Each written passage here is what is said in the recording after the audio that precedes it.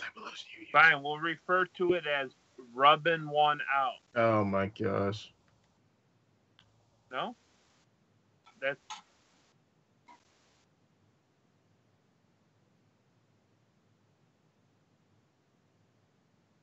And I might got co-workers that watch this too, so I'm not trying to lose my reputation.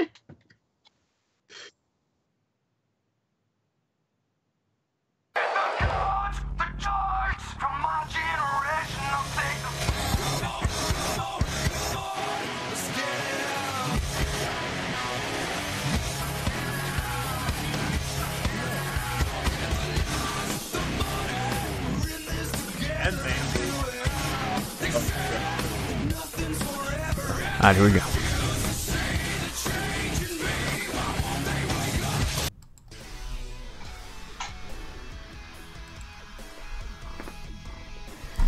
And hello, everybody. Welcome to the Go Home Wrestling Show live on Twitch, YouTube, and Mixer. I'm EJ alongside with my partners, D-Shep and Electrifying. And no Macroff this week as he is taking care of business in Dallas. He said he'll be back next week, so he will be missed for this week. But a lot to cover. We got the results for Extreme Rules from last week, and then we're going to go over our predictions, and we're going to see who had the better record overall. Then we got, welcome Joe, thank you. Then we got, we're going to cover Raw, Smackdown, and then of course we'll give our list for this week. And then a few topics that are out in the wire right now as far as wrestling news. So let's get right into it right away. Let's go into Extreme Rules. Now, the graph that you see here is obviously the predictions. We're going to go match by match real quick. We're going to give our brief descriptions of how we felt about the match real quick, and then we're going to go with who we picked with. We'll show that, and then from there, at the end, we will show who had the best overall record, and we'll find out who was in first, second, third, and fourth. And it's surprising where we went with who actually went in first, and surprising who went last. So nonetheless, here we go. First match. We're not going to count the two qualifiers. We're only counting the main card. B Team versus the Leaders of the World. I'm going to start with you, D-Shep. What did you think of that match? I mean, it was a much anticipated match. I didn't imagine B Team coming out on top, to be honest, but I was happy with the match for the most part, though. A little surprising at the end, like I said, but for the most part, solid match. It was what it was. Wait a minute, did we go off air? I'm showing still live on my TV. Oh, okay, never mind. No, it says we're in. Okay, that was just my app acting weird. There you go. All right, sorry about that. I got distracted with that. All right, Electrifying, what'd you think of the match? I mean, were you surprised as us that they actually pulled off the victory? No, not really, because I really wanted it to happen. The only thing that I was shocked about was how good the match was, entertaining wise. Like, it was actually a really good match. It was, despite the lack of a build, or not really good build. Why do people try to stream? Because they do, Pope. Thank you. Welcome to the show. I was surprised by the results. And it was a very entertaining match. The thing I was shocked about was how they came about it. Like, did you see like it was kind of like a one-sided victory? Like, you didn't see much offense from the Deleters in that match. Now when you think about it, yeah, a little bit. A little bit, yeah, I can see that too. But again, it's not like the B teams are two, horrible talent. They're two very talented wrestlers. But but you got a guy, Bray Wyatt, former world champion. Matt Hardy, former world champion. I mean, they're not, mid-carders. I mean, they were main event guys at one point. And for them to be dominated the way I felt they were was kind of shocking. So overall, real quick, D-Shep, what would you rate that match real quick? On what scale? 1 to 5. We'll go with the usual 1 to 5. I'm probably going to say a 4, to be honest. Okay. All right, nice. Electrifying, what'd you get?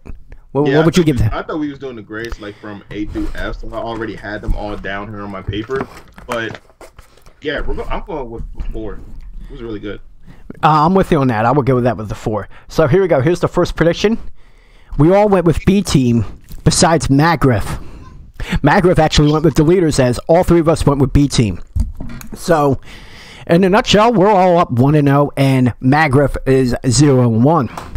Then you got the second match, Balor Corbin.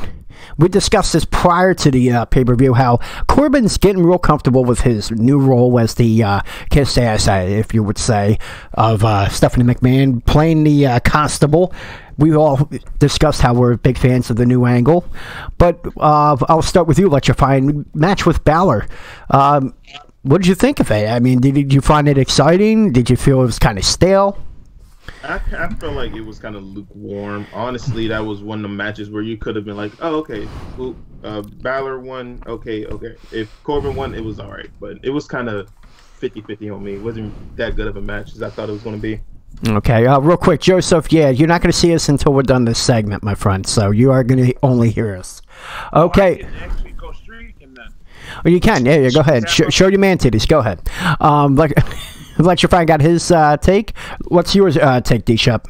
More the same. It was surprisingly, I expected a little more, and it was just kind of a match where you could have seen either guy winning, to be honest. Out of the 2, I would say Balor was more the same, and Corbin standing out a little bit more. But other than that, it was kind of a meh match. Yeah, I'm with you, but again, Corbin really stood out in this match. And again, you seen the one thing that he was trying to dominate, try to show people through the storytelling, is that he's an authority figure. You felt that in that match. So as far as that standpoint, I think he knocked it out of the park. He did show that he was an authoritarian figure instead of just another wrestler, okay, trying to compete in the in the WWE. So as far as that, I like that. So I'll start it off with, I don't like to set that precedent, but I'm going to. I actually give that a 3-5 for that fact of the storytelling from Baron Corbin. And I mean, I think it told a lot right there. For that, I give it a 3-5. Electrifying, what would you give that from 1 to 5? I'll give that a 3 as well. Okay, and you, D-Shep? I would go with a 3, right in the middle of the road kind of match. Okay. A good performance by Corbin, though. I'm loving that new role of his. All right, and here's predictions. We all went with Corbin besides Electrifying. So right away, we got Electrifying and Magriff that are 1-1, and then D-Shep and I are 2-0. Not bad for the first 2 matches. So then you go to match number 3, Carmella and Asuka. D-Shep, go ahead. I think we're going to have the same opinion about this. I'm very disappointed, but go ahead. It was a very, very clusterfuck of a match. It was. I did like the fact of how he was dangling from the cage and getting beat up towards the end, though. Yeah. And this is going to hurt a little, but in that match, Ellsworth was the MVP of the match. Wow. See, for a second there. Plain and simple, though, because Carmella was the usual stick. Asuka buying into the distraction that was Ellsworth. The drop down of all the various weapons, whatever, was cheesy as fuck. But the ending of the match with Ellsworth dangling and the way he conducted himself was probably, to me, the highlight of the match. Okay. Well, you know what? Electrifying for once. You're probably going to agree with D-Shep here. What do you say? I actually am. I am. I have nothing to say. I agree. Okay. It was a shits. I couldn't get sucked in. I'm disappointed with how they're treating Asuka ever since she came up from NXT. Ellsworth, I'm kind of with D-Shep from a week ago, not tonight. I really don't agree with that. I don't like this. This whole intergender thing should be a special attraction once in a while. As long as he's in the WWE, that I see him fighting the women, because it won't be believable him beating any male whatsoever. I think I would be better than him in the ring, okay? That's just my observation. It was legit as fuck back in the day when China was fighting men that were smaller than her. Yeah. It was interesting. It was entertaining. But Ellsworth getting beat up by women, it does nothing for me. But No, it doesn't for me either. His comedy. What's up, great one? I'm right there with Electrify. I'm right there with that. The comedy stuff, he's got down pat. Yeah. But the intergender stuff, like you said, it's just kind of weird. I don't know why it's more normal for a woman to go after a man than a man trying to feud with a woman, but it just, for me in the wrestling world, it's just that way. Okay. All right. Yeah. Okay. We gave our opinions. We're going to go rate in the match 1 to 5. We'll start with you, D-Shep. Go ahead, buddy. What do you got? 1.5. Okay. Ooh. For the fact that he likes the comedy, he still gave it a 1.5. Go ahead. Electrifying, what do you got? 3.5. Okay, guess what? 0.5. This is probably the worst rating I've ever given a match. Asuka deserves better than this. She deserves a better pro wrestling match. And if you want this women's revolution, which I'm in full support of, because they're not parading these women around like during the Attitude Era. They're taking more seriously now, and they show that they can be just as athletic as the men. And I enjoy for that. And I just don't like what they're doing right there. So, 0.5. Yeah, let's put it this way. Okay. Asuka, besides Ronda Rousey, is probably the most legit woman on the roster, right? Until Baszler comes up from NXT. Yeah, but for now, it's Asuka. Okay. Asuka's number one feud right now is James Ellsworth. Okay. That says enough right there, doesn't it? Yeah, it does. It does. Okay, moving along. We're going to go with since we got the numbers out, here were the predictions. And again, 3 out of 4 went one way, another one went the other way. D-Shep, Electrifying, and myself went with Carmella, as Magriff went with Asuka. So, right away, 3-0 for D-Shep and I. And Electrifying 2-1, Magriff 0-3. Not looking good for him. Oh, well, I'm sorry. He's 1-2 as well. I apologize. 1-2. So here we go. We're going into the next match. Now, this is the one that, believe it or not, even though it was July, but my nipples were hard as it was 32 degrees outside. And that was the Nakamura-Hardy match. Believe it or not, I anticipated that because I felt this was going to be a great match. I know how you feel about Hardy and I know how Magriff feels about Hardy, but Nakamura coming at a chance for a singles championship. Well deserved. I'm going to go with you right away, D-Shep, because you made a little laugh there. So let's go with that. Go ahead. Give us your opinion. Go ahead. What opinion can you have from a nut shot and a kick, and that's the end of the match? I know. Was it cool that they did something shocking? Yeah. But then you felt like you were cheated out of a potentially good match. So, well, then you got it on Smackdown now. The guy I thought was going to won. So from that aspect, yay. But, yeah, there's not really much to discuss on this one. It was a surprising angle, but you felt like you were missing out. Okay. All right. You, Electrifying, what you got on that? It wasn't really a match. That's all I'm going to say. Okay. I understand.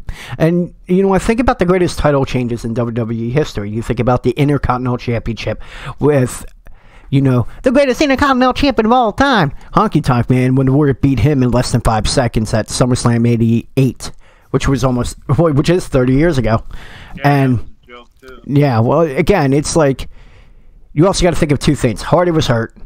And think about this, too. You had a 30-man Iron Man match. You had a main event. And you have a 4-hour show. There was too many matches. I think at this point, in a way, I felt like maybe timing might have been the reason for it. And that's why they put that match on SmackDown for the rematch. Wouldn't you think that would be a SummerSlam rematch? Oh, the SummerSlam match is set in stone, actually. Yeah. So Well, we might as well talk about the end where Randy Orton got thrown in the mix. Yep. It's going to be a 3-way at SummerSlam. No, Hardy's out. Hardy's out. I'd say that added even more shock factor at the end. I knew he was coming back any day now. I said that last week, I remember. And I thought it was going to be a Randy Orton and Shin feud. Now it's going to be what looks like a three-way feud. So I'm kind of interested to see how they're going to organize and do all that, but kind of excited about that aspect. Well, actually, I hate to burst the bubble, but it isn't going to be a triple threat. Hardy's out. So, yeah, it's probably going to be Nakamura and Randy Orton, which is kind of weird because they're both. I guess that was a heel turn that you saw with Randy Orton. That's weird because they just announced that a couple hours ago. What, a triple? On the main website I go on for that stuff. The triple threat? Lords of Pain. Okay, I guess we'll find out. Because it's been. Way, I'd be more interested in the singles match anyway, and the only way it would be a three-way in the first place is to protect Hardy. Yeah, it could be. You wouldn't have to do a lot. So I don't understand why, if it's going to be a Nakamura and Randy Orton only match, why the feud is mostly Orton and Hardy so far then. But we'll get to that on SmackDown. I guess so. Okay. Electrifying. Wait a minute. You gave us your quick opinion on that. You said it was hardly a match. Yeah. Yeah. Okay. So I'll say this. I did enjoy the fact that Nakamura won. It was a lack of a match. Me personally, 1 to 5, I'll give that a 1.5 for the fact that Nakamura won his first title. And he kind of kept with this whole low blow, which, despite what people think, I thought is an awesome thing. It goes back to his heel turn. He's carrying that on. So I give that a 1.5. D-Shep, what do you give that? 1 to 5? Solid 1. Oh. Just because of the length of the match. And the only reason it's a 1 is because I'm giving 0.5 for Nakamura winning, and I'm giving 0.5 for Orton running in at the end. Okay, and Electrifying, what do you give it? 1 to 5? I'm going to give 1 point for Shinsuke getting his first title, but I'm going to give another point for Randy Orton saving that whole thing. So I'm going to give it a 2. I think that's probably why they did, yeah. I think time escaped them, and it doesn't seem like it was going to be right, like, to fit everything in. Because even Owens' match felt rushed. Team Hell No kind of felt rushed. I think they just, they didn't think about it. But we'll get into that as we go further down on the card. Could you cut down with the times, though, on these pay-per-views? What's that? Not having 5 to 10 minute video packages before every fucking match. Just trim that down to 2-3 minutes. Barely that. You don't think you... Yeah, I agree with you on that. They should cut down on that. Well, on that aspect. Matches would get more time, and I'd rather have matches than video plays. Yeah. I guess they'll have to work on that. Okay, so this is what we have as far as predictions. Nakamura, everyone had Nakamura besides Electrifying. Electrifying had Hardy. So, again, D-Shep and I are looking good on our predictions so far. And now we go on to another match, which, man, I was actually blown away from. I didn't feel like this was going to be a great match. I thought it was going to be decent, possibly good. But I think we just had a keener the ring moment in a way. I would start with Electrifying. The Owen Strowman match. What are your thoughts on that one? Honestly, till that match came through, that was match of the night, in my opinion. That was actually a very, very good match. Did anyone notice the little inflatable that went down slowly as the table collapsed? He went on that bump from Strowman from the top of the cage.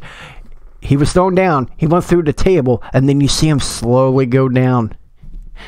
I know either way he was injured. I just thought that was funny. They were trying to be safe because, come on, let's face it. The first time that happened was Mick Foley.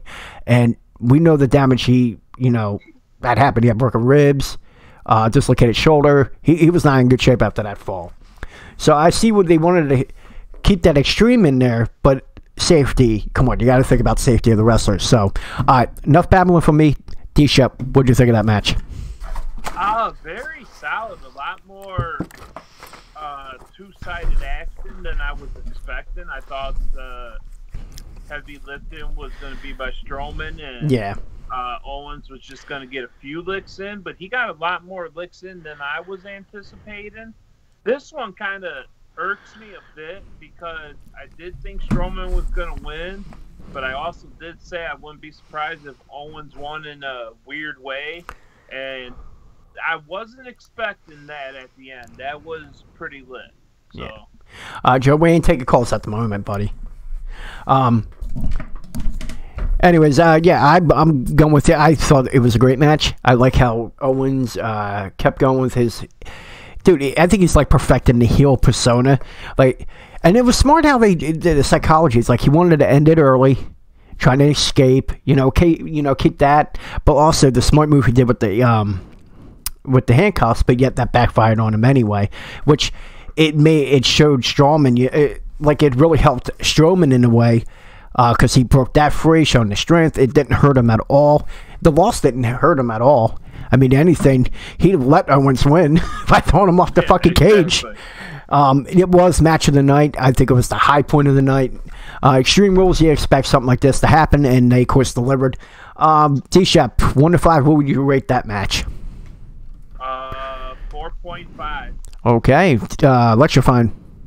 4.7. Well, he's got to one up you. He's like the dude on fucking Price is Right. That's got to go $11,000. $11,001.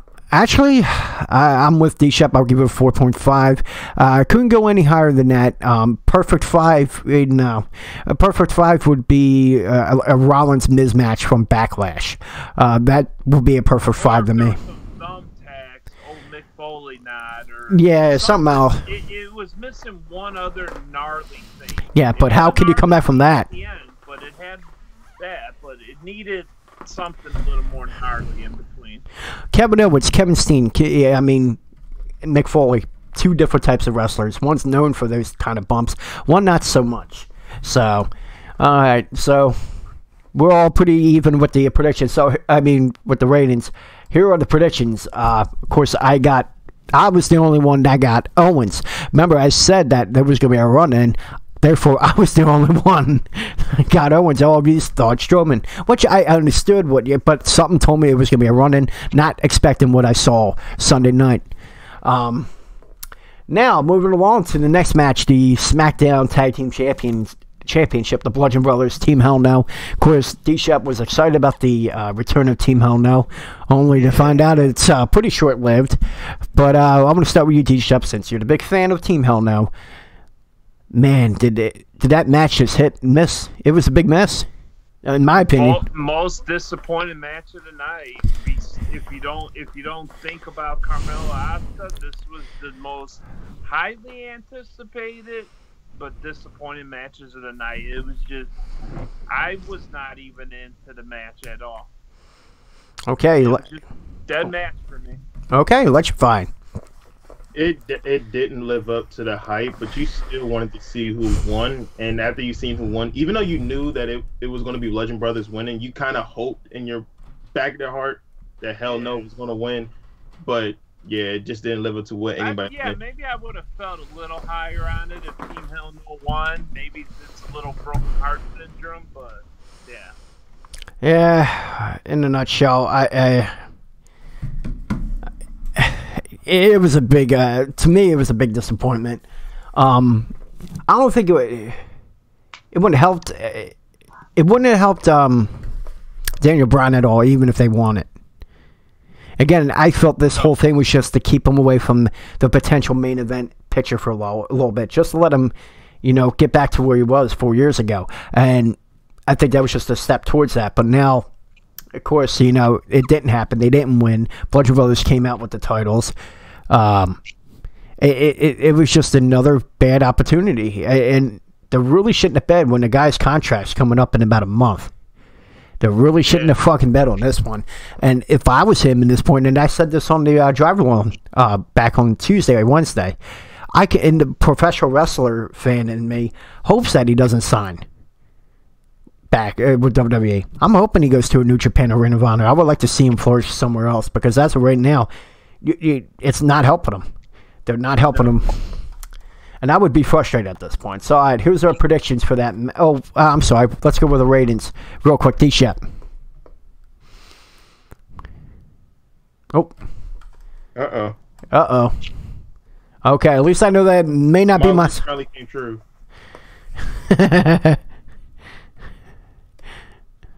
Okay, at least I know that ain't my side. I'm a little happy with that, at least. All right, let's see if we can add him back in. Let's add him back in. All right, give us your rating real quick as we're waiting for us to get D-Shep back in here. I'm not going to be nice at all. The match was a 2.5. Okay. For some reason I can't add D-Shep. It won't let me add him. There it is.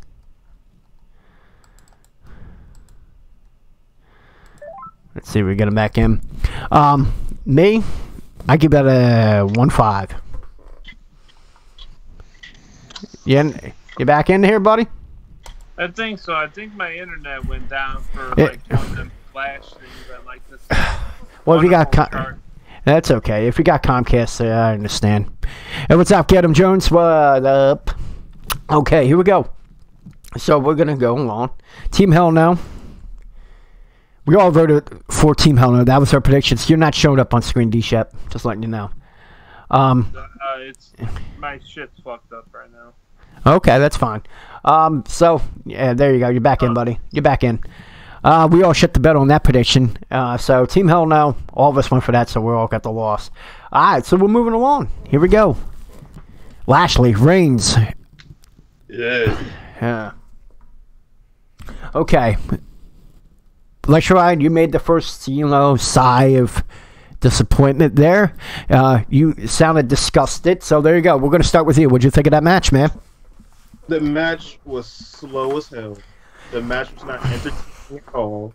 We all knew who was going to win it. It was just terrible. I don't think we all knew who was going to win it, though. Yeah. Who we wanted to win. Oh, we all wanted, a certain guy to win, yes. It wasn't Reigns. Okay, D-Shep, what'd you think of the match? I actually was very entertained just for the simple fact that Lashley continued his little bit of a hot streak he got going on right now. Yeah, definitely. Speaking on that, though, a little disappointed by the match not meaning anything 24 hours later. Well, we'll get into that. We'll get into that. It's got to factor in. Oh, you're not seeing that at Monday night. You're seeing it as of Sunday. As of Sunday. Of course. But it's got to factor into the outcome and how you feel about the match from Extreme Rules, because if it was just that match and just that outcome, I would feel so great about it. Probably be my second favorite match of the night. But after what happened, it's like, meh, now. Because we all know what's going to happen now. And we'll get into that shortly. Like definitely. you said, yeah. But definitely. It's just kind of like the other match I was talking about with Finn Balor. Kind of what I expected from Reigns. Lashley stepped it up, kind of a la how Corbin did. Okay. Yeah, I was a fan of the match as far as Lashley. Lashley showed the aggression, why he is going to be the big dog. I see that coming in the future. Not so much on the Reigns side. Again, it was one-sided, like that break apart that they had the week prior to the matchup. Again, you've seen it's all one-sided. It seems like he's like Reigns. I guess it could be because the company has the backing from him. It seems like he's not putting the effort into that. He feels like it just, it is what it is, and they're going to go with me anyway. It's not like it's like a millennial way of thinking. No offense for anyone that's millennials, but you know the bad rap millennials get, and one of the things that they say is that right there is he just feels like he's entitled. He's got the backing of Vince McMahon that he didn't have to put that kind of effort. Therefore, I'm going to have to give it a low rating. I'm giving it a 5, and the only reason is because of Lashley's end. D-Shep, what do you give it? 3.5.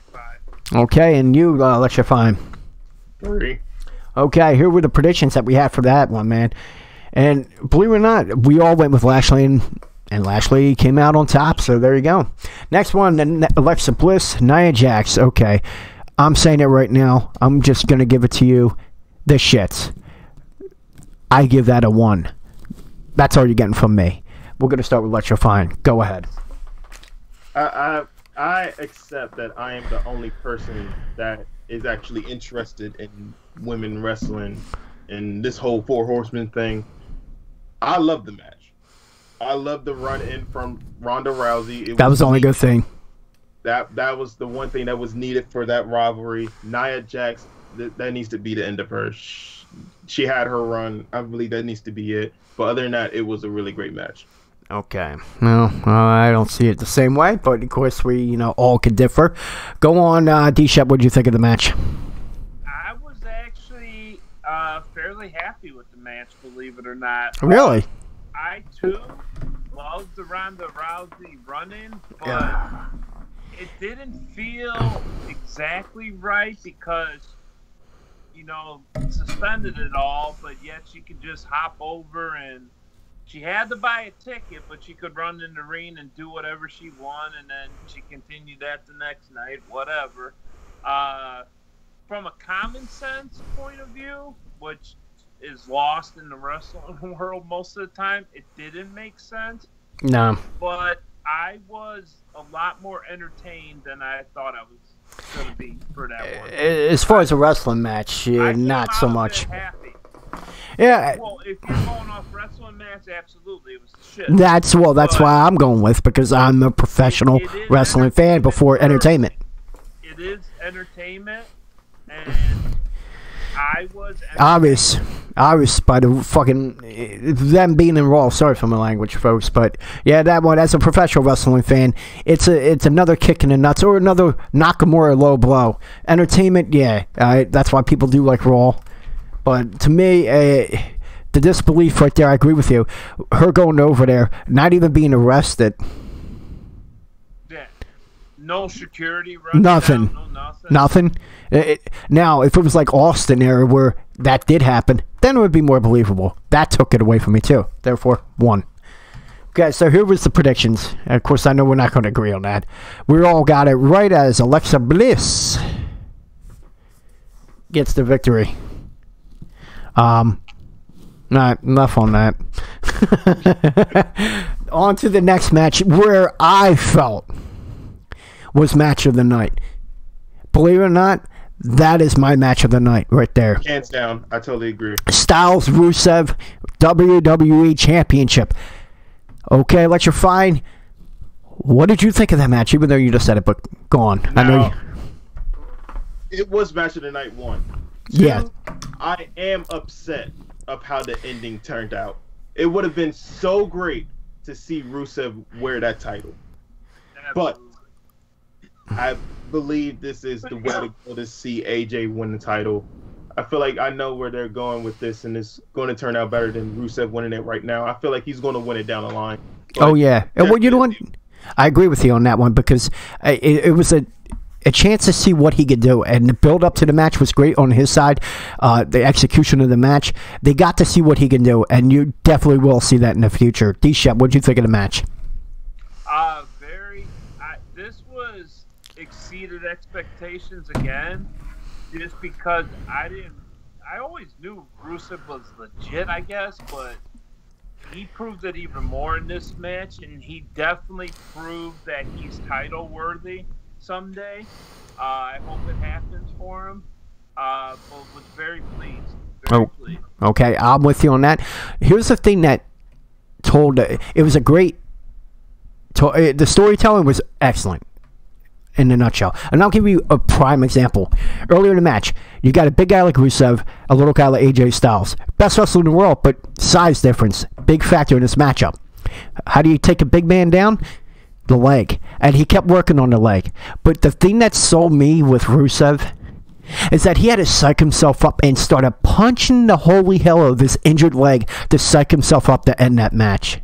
And throughout that time, before that point, he was selling that knee. Great storytelling. Showed the desperation to trying to, capture the championship. In his eyes, might have been his only opportunity. It was great storytelling. Dude, you ready for this one? This is my first ever 5 match. Great storytelling. Best champion right now. Only good world champion on WWE, but he's the best in the world. AJ Styles is. And Rusev knocked it out of the park on his head. Can't wait to see for him to get his push later down the road. D-Shep, would you rate it 1 to 5?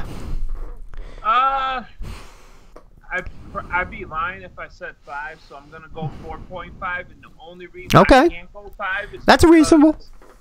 Is because I didn't have the greatest expectations, so it's hard for me to make that all the way leap to 5. Nah. Okay, you electrifying. Oh no, this is a 5, hands down. Oh, okay, and we agree on. It would have been a 6 if Rusev won, but it's a 5. Oh man, it was a great match. Like I said, that whole him psyching when he hit his leg at it, like psyching himself up. I was like, wow, holy shit! That's how you tell a damn story in a match.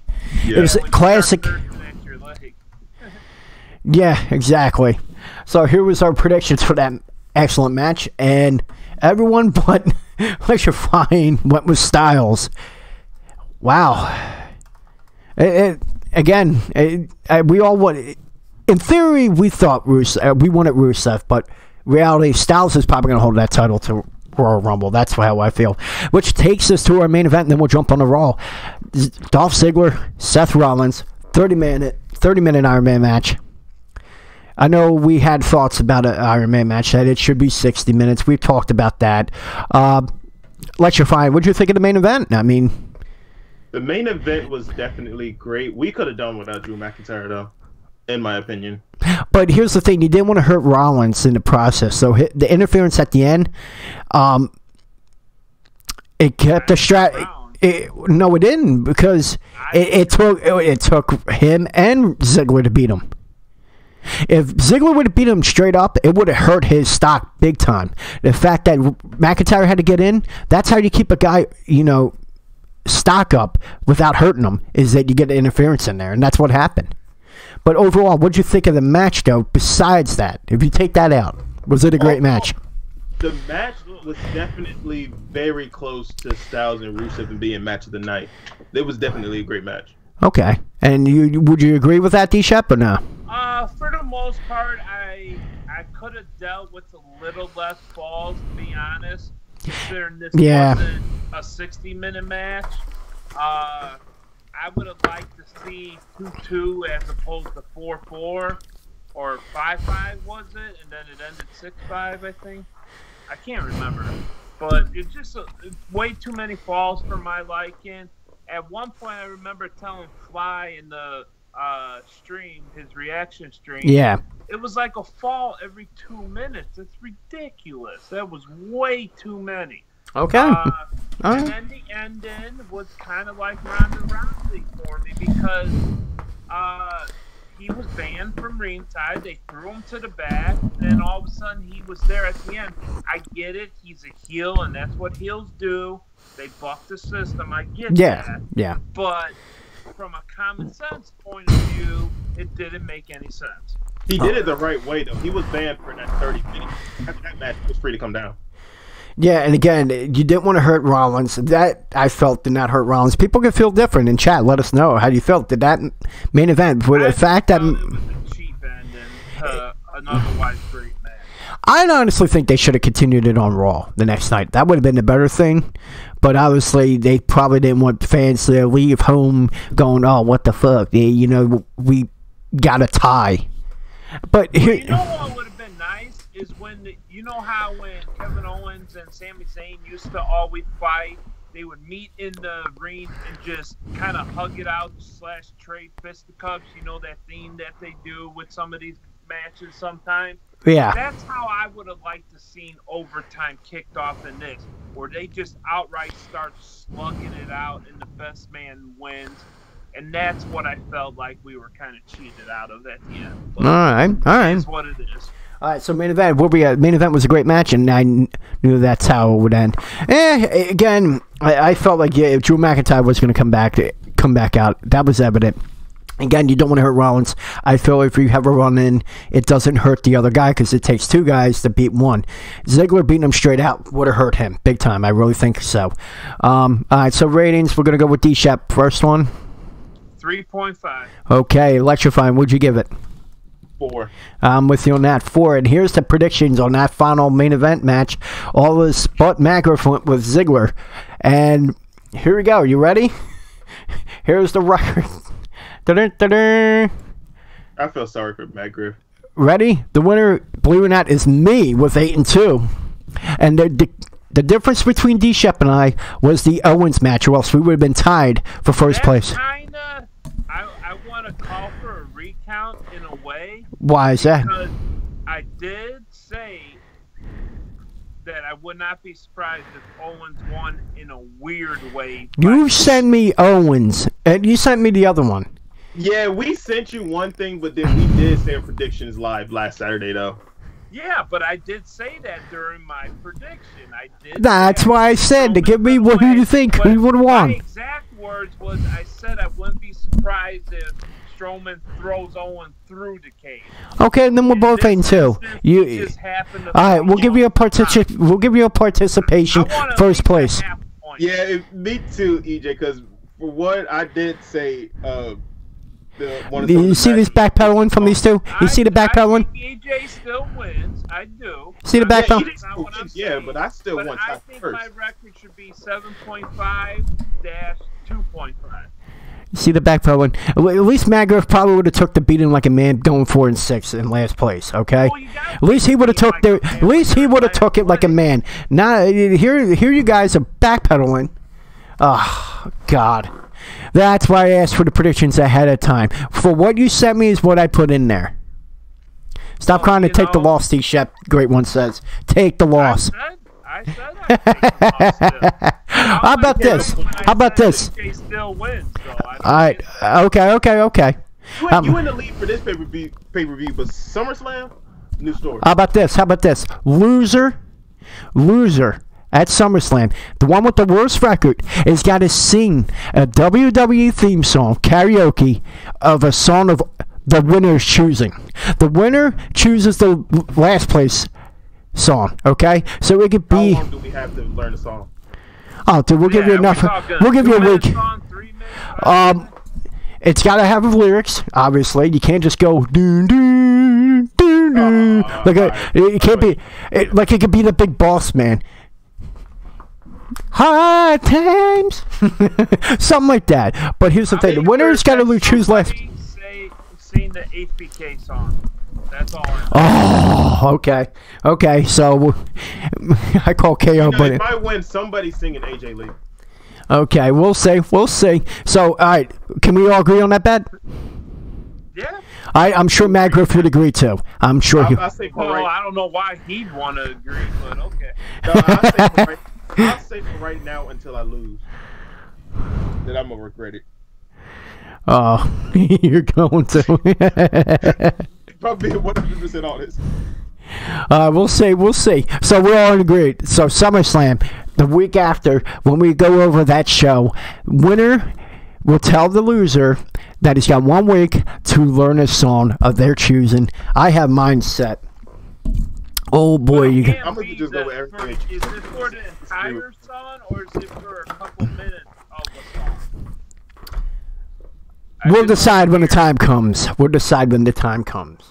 Well, no, you can't really do that because then you're fine. The whole effing song. Depending on who loses, if EJ loses, he's gonna be like, "Oh, only a couple minutes." But if all right, let's establish it. Like, oh, the fucking loser got to sing for 5. Well, first of all, I won tonight, so I expect greatness at SummerSlam. Okay, I won. I will win again at SummerSlam. Okay, so you know what? Since I'm the winner, I'm already gonna say it. Full song. I think 2 minutes. Okay, chat. You come on, people. Let us know in chat. Let's give it 30 seconds. Electrifying. I'm down with whatever. I'm not choosing sides on this one. Okay. Leave it for the chat. I know where I stand. Oh man, I think it should be a full song. If you want to entertain the fans, if you want to entertain people that are coming in here, you will do the full song. And why do you say that? For all you know, it could be Magriff. If he picks the longest song in WWE history, then. It can't be more than like a few minutes. At least that. It can't be like. That's all I was saying. Jeez. Okay, there you go. Honestly, if I lose, I'm doing a full music video. What's up, Choke Green? What's up? I'm doing a full music video if I lose. Okay, then there you go. There's a man. Joe, we're not taking calls right now, bro. Full song, great one says. Okay, we're going to go with that. Full song. Well, I'm going to pick a long-ass song then. Fuck it. Well, you say you're going to be picking it. But EJ, I'm going to go with every pick that you have and then just be wrong on one of them. I'm not losing. I'm not losing. Boy, I know I can shit the bed on the next one. It don't matter. Like I said, there's only one match that can change everything. Believe it or not, that's what it is. That was the contributor. That was the difference between all of them. Yeah, that was the difference between D-Shep and I was that match. Yeah, I mean, and same thing for you. Yeah, if you would have chose that as well. And then I'm surprised. What was the other match? Wait a minute. What's up? If we're going by the list that were sent to you, how do we know what your list was, though? Ooh. You could go back to the show. You go back to the show. Why would I lie? Whoa. Yeah, that's we what we can said, go bro. back to the show. For Okay, how about this? How about this? How about We this? can't go to Okay, the show for okay. Oh? Okay. How about this? Next time, to be fair, I do apologize. I'll send you the list on your end, okay? I'll put it with, like how I do the Yeah. See, the list. He kind of cheated, didn't he? No, I didn't. He hedged his bet. I did not go Shinsuke, motherfucker. The only person that went undefeated did not send a sheet in. Thanks, Joe, for watching. You know, Doc EJ say he has a win with an asterisk. That's crazy. Yeah, he's like Barry Bonds. First of all, I didn't cheat because you know what? Fuck this. Next week, I'm doing a compilation of the video of all my choices, okay? And then when I play for you jackasses, they shut you the hell up. And then when SummerSlam, hold on, Jabroni. And when SummerSlam comes around, I will whoop your ass again and prove to you that I am better than you at predictions. One pick, that's not a whoop ass. I still whoop your ass. If you consider Magriff's record. Yes. Yeah, Magriff, that's why he didn't want to show up. I think that's why he didn't want to show up this week. He didn't have any business. He didn't want to take that tongue lashing that he was going to get from us. We were going to whoop his ass. Oh, yeah, you know what? Call him right now. We're calling him. He was trying to dodge the ass whooping he was going to get. No, I'm kidding. I can't do that. He really did have business. But, okay. Well, in a nutshell, real quick, Lecture Fine, what would you rate the show? The whole show definitely was a 4. Definitely better than I expected. Okay, D-Shep. I'm going to go slightly less, 3.5 overall. I'm going 4 with him. It was a 4 show. Way bigger. It was better than Money in the Bank, in my opinion. But, all right. Well, we did have questions, but we went a little long for him with that, so we're going to skip the questions on Extreme Rules and go right on to Raw, ladies and gentlemen. The Weekend Review, Monday Night Raw. Opening segment, Kurt Angle. Man, something that people have been waiting for a while. Just saying the chance of him being stripped of the Universal title. Of course, we know that's not going to really happen. You're going to see a match at SummerSlam, but finally, we could most likely see a title change at SummerSlam. What did you think of the opening segment with Paul Heyman and D-Shep? Absolute hot fucking garbage. What? By far the worst segment since Brock and Heyman have returned. Okay. It totally devalued what was more or less the main event of the night before with Lashley and Rollins. Okay. Lashley and Reigns, sorry. Yeah. I love some of these guys that were involved in the triple threat. I really do. But come on. McIntyre, too soon. Elias, too soon. Finn Balor, no. Even Seth Rollins, you lost like your last 3 matches. None of this shit was credible. And Roman Reigns, this was the absolute worst moment for me in professional wrestling in probably 2 or 3 years.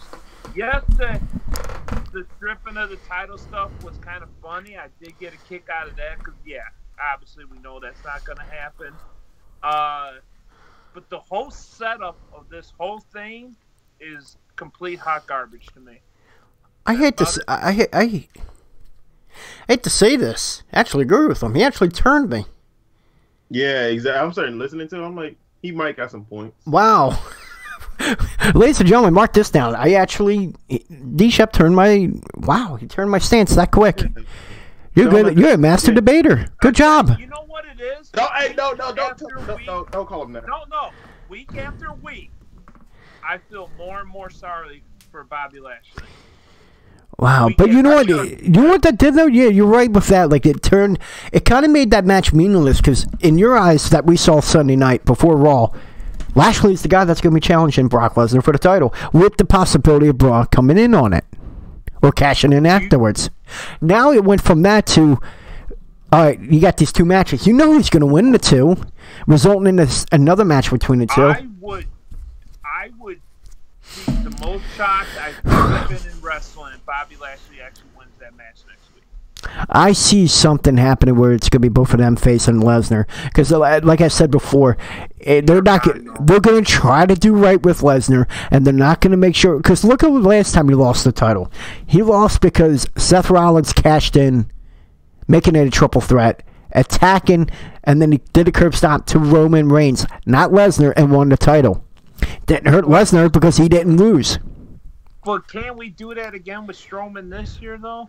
It would be awesome, but I've even said... And it might become predictable. Dude, you know, yeah, it would be predictable. And in my opinion, I've said this all along. You got the possibility of, if Daniel Bryan resigns, we all know the Miz-Bryan would be a great WrestleMania match. You know it's more than likely going to be for the title. Miz probably winning that Rumble. What would be great then, after the night after the Rumble, after Bryan wins it, because they planned that seat back at the Greatest Royal Rumble, wouldn't it be great that the next night, Braun Strowman goes into the, you know, Kurt Angle's out there, he comes out to the ring and goes, you know what, you don't got a challenger for the Universal Championship. I'm going to do something that's never been done. I'm cashing it in, but at WrestleMania. I don't want no one else. I want the champion. Just me. Here you go. And it's a planned cash-in. Not cashing in at the moment. That's been done one other time. Cena, I know, but this is WrestleMania. Not the very next week on Raw. I don't know if I want to see that, to be honest, because I don't know if there's any other credible man besides Brock. Because... Well, again, that's just an opinion. A match ahead of time with Daniel Bryan or anybody else on Raw, even it just doesn't have that same kind of feel. Maybe I can get behind like a Strowman Bobby Lashley match at Mania, but I don't know what the credible match. Oh, that's what I'm saying. Strowman right now. No, I'm not saying Lesnar would be champion at that point. I'm talking about. No. I'm talking about even if it was Lashley. If what? No, I'm talking about like if Lashley was even champion at that point. I don't care who would be Universal Champion. But if Strowman's going to set up his cash in ahead of time, like you're saying, yeah, that opponent has to be credible. Then I think for that scenario to work. Okay. And if it's not Lashley and Brock's long gone, who's it going to be then? It would have to be Lashley. And if that's the point, dude, it'd be great just to have. The thing I've wanted to see, that's Lashley as a heel. That's what you need. They need more heel power at this point, especially if you're going to lose Lesnar. He is an attraction, but he wasn't a face. He was a heel. In the eyes of the WWE, he was a heel. Yeah, that's a and you're going to need. Get him Jones right there. Kurt told he didn't deserve to be in one of the triple threat matches because he lost to. Yet Seth and Roman both lost the same night. Yeah. I get what you're saying with that. Despite how I felt about the matches. Yeah. He wasn't even on the pay-per-view card. Yet he's in one of the triple threat matches. Which is weird because, honestly, I can't believe they kept him out of the card. Despite the great show when you had with Seth Rollins the month before. That is unbelievable. All right. Well, real quick, and then we'll go into the first match. How did you think they handled the UFC Brock situation? I'll go with you on Electrified. With that, what'd you feel about that? Honestly, I didn't know how they was going to handle it. I believe they handled it the best way they could have. Same thing. Yeah, I feel the same way. 100% totally agree with that. And they have a good relationship. I can't see them like trashing the whole thing. No. Because I don't think Brock Lesnar will be that dude to come and bring the Universal Championship over to UFC. And that's the thing. I don't know why if they were to go with that and try to, let's keep it on until January. Really? What if he loses? It's not guaranteed that he's going to beat Cormier.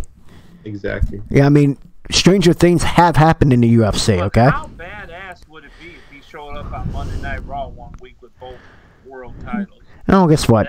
I don't care for that. I'm not saying I don't care. I'm just saying from a badass point of view, that'd be pretty... It would be badass, but... That'd be lit for about 5 minutes. Okay, yeah, for 5 minutes. So you're willing to wait 5 more months of no Brock Lesnar with the Universal title? It does matter. No, it don't. For that 5 minutes of excitement? Yeah, obviously, it's going to destroy the credibility of the title if it hasn't been already. The title's already destroyed. Exactly. When you're beating a dead horse, it don't matter. That's why I'm saying it don't Yeah, they matter. really fucked that up. They already ruined. The only thing that could save the Universal title is that it gets replaced by the World title. But beyond that, I would love the big gold title back. that's the only thing that's saving a Raw heavyweight title right now. All right. No matter what they do in the next few months or years. Well, okay. All right. Let's move along. We agree to disagree. And we're going on with the first match. Even though we don't agree with it, but the Reigns Balor McIntyre. I mean, what did you feel about that match? To me, was a pretty good match. But did you feel this was a great match? No. Bishop? No. Wow. Nope. I think because of McIntyre, believe it or not, I think we know the winner was predictable. But can we at least agree that McIntyre was a standout guy in that matchup? This is the thing. Every match that he's been in since he's been back, he's always been standing out. Nobody else is performing like he is right now. I think that's why it made it a good match. I think he did a good job. Is it a 5-star match? No, not even close, but I think it was a pretty decent match. I liked it. Again, we can agree to disagree. Then we move on to the IC title. Well, I'm sorry. It was a regular match. Ziggler pulling his little heel persona. I kind of, even though I liked how he did that, I think that was fine. But I think we might see, if it isn't going to be a rematch between Ziggler and Rollins, is Rude the possible next opponent. But let's go on. Let's jump it off ahead. Let's go with the match. How did you feel about that match, D-Shop? Man, they do not give a fuck about Bobby Roode. Yeah, they kind of really hurt him. If the match wasn't decent match, but from Rude's point of view, if things weren't bad enough, then you get made fun of in the back by Mojo Rawley. That's how. Oh man, there is no hope for Bobby Roode in WWE right now. Yeah, it's not looking good for him. I can agree with that. I would be shocked if at this point Bobby Roode's even on the WrestleMania card come April. All right. Before we get Electrifying's take on that match, Get Him Jones in the chat says, at the same time, how bad would it look for Brock to carry a Universal title to UFC and then get his ass whooped? And the great one goes, I'm here. Because the title, dog piss. Yeah. Yeah. I do. I wish they could have just introduced a new title and say, you know what, Brock, keep your title with you. Go fuck yourself. All right. Electrifying. How did you feel about that match? I mean, I agree with Disha, but after seeing that that backstage interaction, I would like to see Rollins and Ziggler have a longer rivalry and like actually have some competition for Mojo and have Bobby Roode have a rivalry with him. And yeah, it would help someone as a build, because I even said last week that it's a weird build that they're doing for Mojo. But yeah, having a rivalry with a guy, yeah. So having Rude and him as a feud, that could work. But real quick, go ahead. I'm sorry. Mojo and him and No Way Jose, who reminds me of what's that dude named Adam Rose. And Adam Rose had a baby. Like, just put him with Rude, have them fight at SummerSlam. Just give him something. Yeah, or I don't think that'll make the main card. That'll probably be like a kickoff. Yeah, kickoff show. What's up, Matt Griff? There he is in chat. Here he is, not catching the beating that he should get for his 4-6 record. I told him to say some of the matches. I didn't think he was actually going to do it. All right. Real quick though, do you feel that they getting Ziggler beat a guy that was pretty much as stale as Rude, a way to silence the fans after the night before he got a win with help from McIntyre? But this is like, here you go, he got a victory straight up. Do you think that was their way of trying to shut the fans up? Because there was a lot of backlash on social media the night before with his victory, of course, at Extreme Rules. I don't think it means absolutely nothing. The only reason I don't is because he beat Bobby Roode. And Bobby Roode right now don't have a leg to stand on, so I don't know what kind of credibility Ziggler gained by beating a guy that everybody beats every week. Despite the fact that he is a good name, I think that's probably where they were going with it. But yeah, again, he's done. Dude, they really did kill that guy. They really did, and it's a sin because I think on SmackDown he was flourishing. He was doing something there. They put him over the wall, and he just fell flat. Turn, like Get Him Jones is alluding to, is the only way to save him. The only way. Same thing with Reigns. I mean, but again, it's just like the time where Stone Cold was heel. They kept going with that. The one, like the first night they popped when the invasion first happened, he was faced with that moment until invasion at least came. You can afford to take that chance with turning Rude, whereas in Roman Reigns, what we all want is not the money maker. But here's the thing: he still gets a reaction, and whether it's cheers or boos, even if he wants to go hit Reigns. Bobby Roode? No, Rude, dude. Yeah, actually, no, he don't even get a reaction at all. He gets to what they call the X-Pac pop. They pop. don't even seen his glorious song anymore. No, they're over that. Yeah, it's time for a heel turn. And he did some of his great work in NXT from that when he was a heel. TNA and NXT, Rude was great. Get him Jones, he got down. Heel Rude was after he left is when I stopped watching TNA. Okay, real quick before we move on to the next match. Real quick, with the SummerSlam, Heinz, we're predicting, of course, it's only a few weeks away. Do you see Ziggler and Rude or Ziggler Rollins? D-Shep. I think you're going to get some sort of multi-match. I'd probably say Ziggler, McIntyre, Rollins, and maybe one other person in there. Fatal 4-way is what I see. All right, you, D-Shep. I'm sorry, Lecture Fine. My apologies.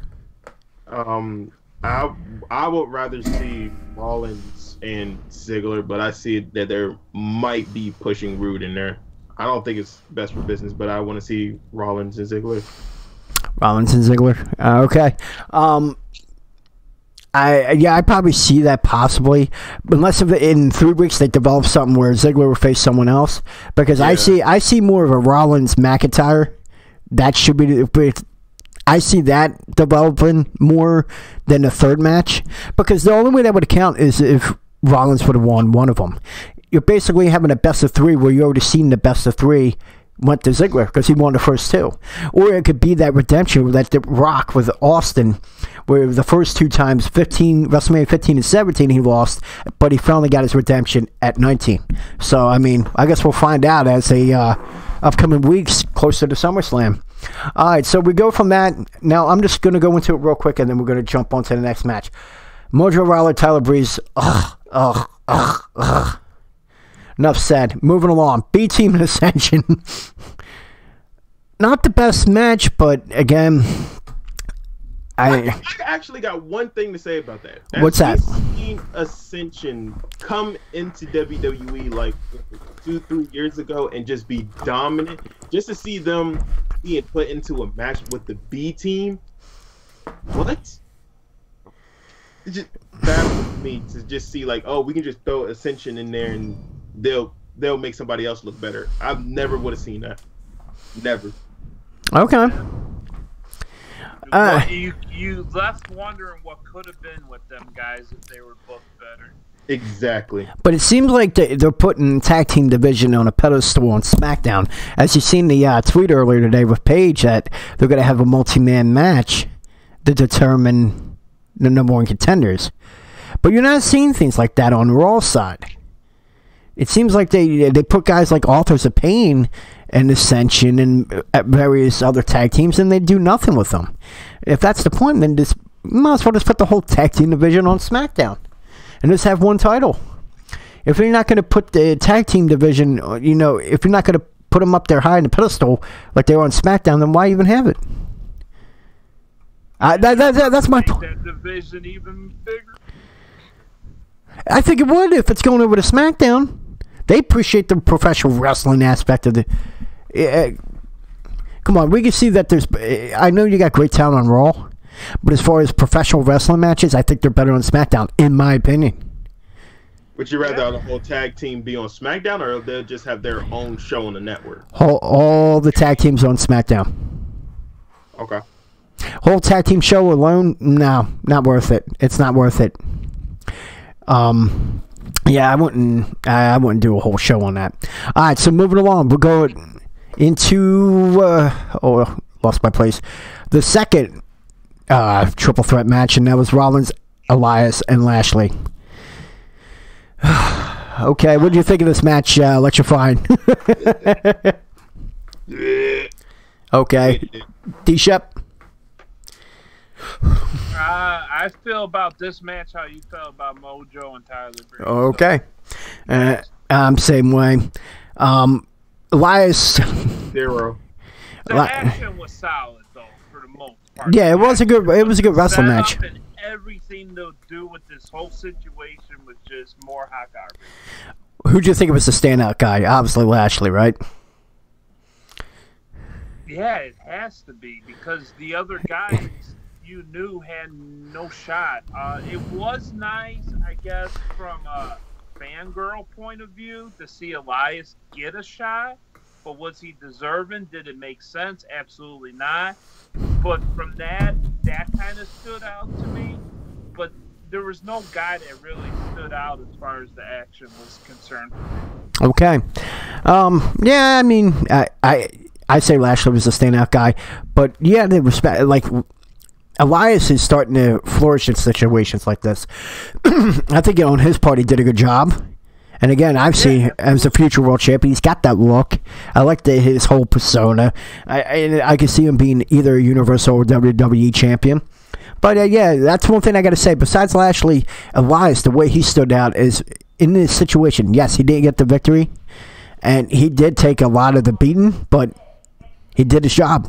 And he had his points in the match. He showed promise. Okay, well, in conclusion, how would you rate that Raw 1 to 5? Of course, that's the show after a great pay-per-view.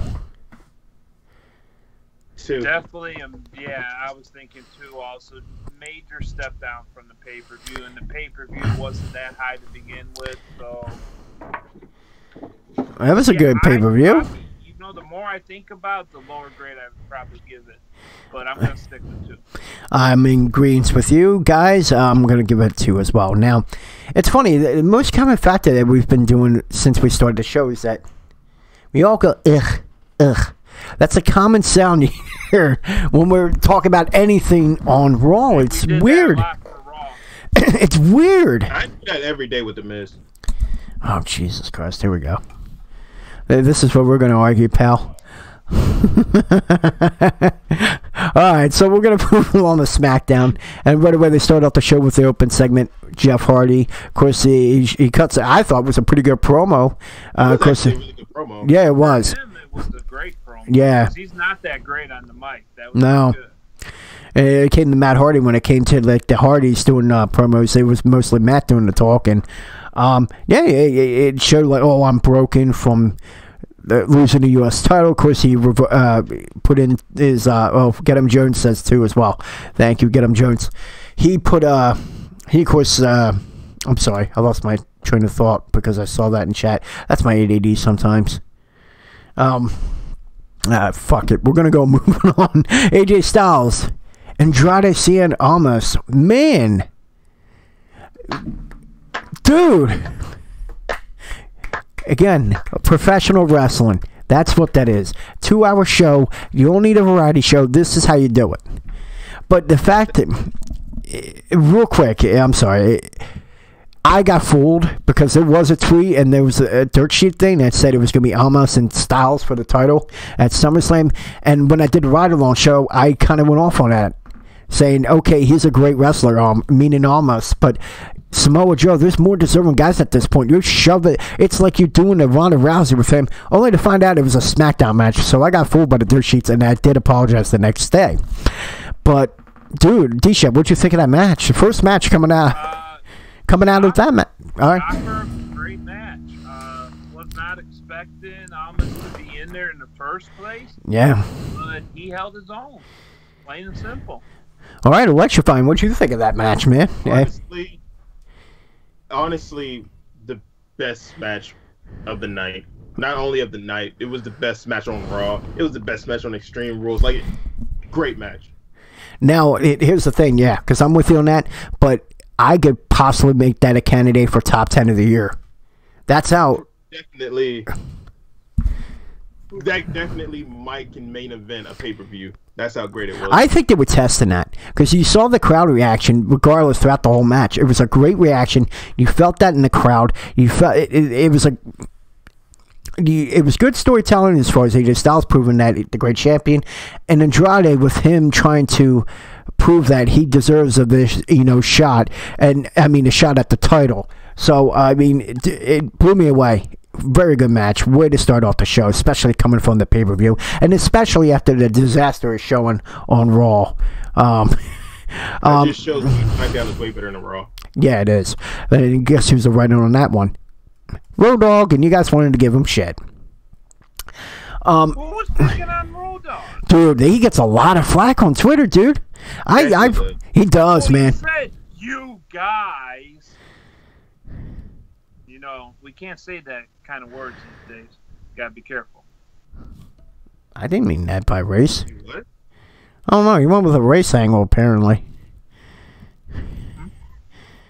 All right, enough said. We're moving along. Quick question now. Do you feel like the roster stacked perfectly that you would get these kind of matches every week, though? And that's why you're seeing more quality matches? Do you feel like they had the better roster? Not only that, but when you can pull out a guy like Almas that weren't expecting to just throw out there and have that kind of match with, it just shows you how deep that roster truly is. Yeah, it is. They definitely set it up to have future matches like this. Nobody known about him when that draft came. It was a great setup. Yeah, it was. And you know what? One thing I noticed that people are coming from NXT, where are they going to? Where are most of them going to? SmackDown. Why is that? Very similar. More room to shine. Yep. And it's more about the wrestling, like you always say. So exactly. We're gonna now. If you have a guy down in NXT that's a little bit more entertaining and less like Tyler Breeze. Not to throw Velveteen Dream is the first guy that comes to mind. Not that he's not a great wrestler, but he seems like a guy that would flourish more on Raw than SmackDown, just because he fits with Raw's entertainment thing. I will disagree with you on that, and I'll say for the reason, look at the match he had with Ricochet. He could have quality matches, which I think he'd be robbed from if he was to go to Raw. Yeah, that entertainment aspect, I like that, but he's also not that big of a guy, and I think the smaller guys that could have a chance at a world title will be on SmackDown, and I see him being one of those guys. SmackDown has less irrelevant people on the roster, exactly, and that's the thing. Like, I understand you can't have AJ Styles on the show every week. You're not going to have the same people every week. It would be exhausting for them, as they do 3 house shows on top of that. But yeah, that shows the kind of roster they have. That no matter who they have, it's a quality show. Would that be part of the worry if they add too many NXT guys that come up? If they all I don't think all of them are going to go there. But like Authors of Pain, I see them becoming lackeys for Baron Corbin, and I think that was the long-term goal. That's why they probably dropped Paul Heyman, and they wanted to make the switch with Baron Corbin. It was perfect timing. You could see that probably coming out in SummerSlam, or if not a little bit later. But yeah, there's people like Velveteen. Yeah, entertainment would be great, but he's not a big guy, and he puts on quality matches. He probably will fall flat on Raw. At SmackDown, he would be one of the top guys on that brand. He's a great wrestler. I love everything about him. His character is awesome. But all right, so moving along. Sorry to cut that short. We got to move along because we're getting towards the end here. Samoa Joe, Ty Dillinger. I mean, It was a squash match. Obviously, that was to get Samoa Joe over. Do you guys feel that way too? It was just pretty fun. much, but Samoa Joe didn't need to get any more over. Yeah, we but know what. Dude, I don't really need to see squash matches from a guy that's been on the roster 2 years though. But you also got to but you also got to think of this. It's also, I mean, back in the day you did that with superstars. It was just to get the character over. And again, there was but no the character's over though, so I don't know. I know. Well, it's just all right. Bad choice of words. Appearance for one. The guy hasn't been seen much. And I guess that was a crime. Yeah. Absolute crime. Yeah, exactly. So that's what I'm saying. All right, so we already got that. I think that's just, in my opinion, I think that's just for him to become number one contender. Like he's going to push for that. But I guess we'll find out as we go closer to SummerSlam. So moving along to the next segment, and that is the Team Hell No Funeral. As we know, we found out, what was it, the day before that, Kane hurt himself pretty bad on the Smackdown before. It made it even worse on that backstage segment, where he hurt it even more. It's done. Just like that. Team Hell no more. But, of course, no better guy than... buy his shirt right away. Yeah, exactly. Yeah, their shirt sales probably fell flat after that event. But who else then had The Miz stir the shit even more by doing a funeral for Team Hell No? That was funny. All right, so I what? was entertained. It was absolutely hilarious. So we know how Fly feels. Yeah, he doesn't like The Miz, I know. Even though I think he's one of the best guys on the mic today. D-Shep may agree. Electrifying might not. See, well, I know we don't agree on everything Electrifying. That's okay. That's the beauty part. He's actually really good at stirring the pot. I'm not going to take it away from him. He's actually perfect for that. He just can't wrestle, though. Yeah, he's like that little weasel talking shit from behind the... He's basically a Shep. Yeah, pretty much. All right, well, here's the one thing I want to know. Do you guys think they're trying to push a SummerSlam meeting for the first match? I hope not. Yeah. But I wouldn't be surprised. The Miz is the best heel in the biz. Go on xx.com. That's a good point site, William Murray. Welcome to the show. Someone trying to troll. Yeah, anyway. I'm sorry, what was it? Okay, then. Yeah, I'm sorry. And I'm the weird one. Oh, yeah. Whether people like him or not, Miz plays his role perfectly. He definitely does. I don't know. I see maybe, could this be an actual rarity where the creative is going to plant a seed, maybe a first match, and then keep the story going until WrestleMania next year? It should be. Could be possible. It would be a good have stuff. the first match now, have the second match be at Survivor Series with the Miz group and Daniel Bryan group, and then the final match at Mania. I would be down with that. And you know what? Yeah, that would be great. But you know what? Daniel Bryan did. You know, he said he had concerns about creative in a recent interview where he said he don't think they could go that far ahead. Oh, dear Lord. Yep. Oh. Okay. Yeah. All right. There you go.